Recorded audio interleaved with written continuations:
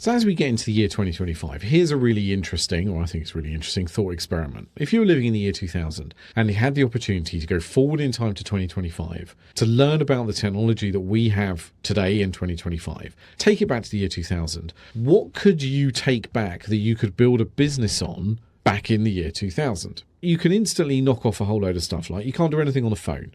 The materials weren't there, the phone technology wasn't there, more importantly, the cellular networks weren't there. So instantly you can't do anything B2C, you can only really do things B2B. And what can you do B2B that's actually interesting, where the innovation requires you to create enough of a moat to stop people being particularly competitive? Like, you could go back and do some e-commerce software. Well, that isn't particularly interesting. And actually, there's lots of things which are wrong with e-commerce back in 2000, which have been solved today, like reverse logistics, particularly like payment providers. Also much, much easier to do now. Like, you can go online and create and take credit cards in 15 minutes worth of work if you have a limited business and a bank account. But again, that's really easy to do today as well. So you kind of can't do anything B2C. You probably need to do something that kind of like has a hardware or technical services component to it in order to create a moat. And the one thing that we could do back in the year 2000, which is really common in use today, that you could probably convince people to use, and you could convince customers to buy, to give to their customers to use,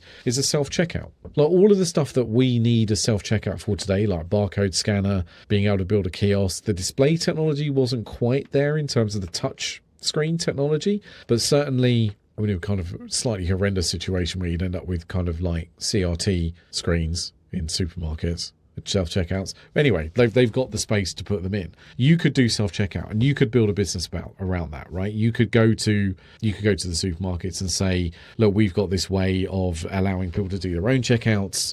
Trust us, it'll be fine. People won't be stealing stuff over and above the cost reduction in reducing staff. That's an interesting thing. And I have been kind of racking my brains for towards the end of last year, when I was kind of taking a break, actually thinking, what could you do? What could you take back in time that you could build a business around? And I think self-checkouts is probably it. It's difficult to see what else you could do with the kind of technologies that were around in the year 2000.